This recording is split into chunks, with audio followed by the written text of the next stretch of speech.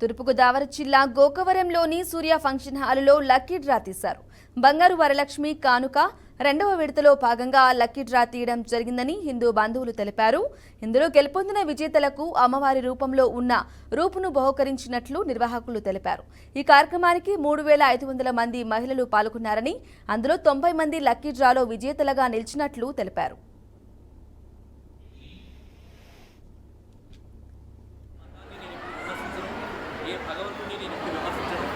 నా దృష్టిలో అల్లా అయినా రాముడైనా జీసస్ ఒకే పరబ్రహ్మ స్వరూపమే ఇన్ని రూపాలుగా ఉంటుందని బలీయంగా నమ్ముతాను.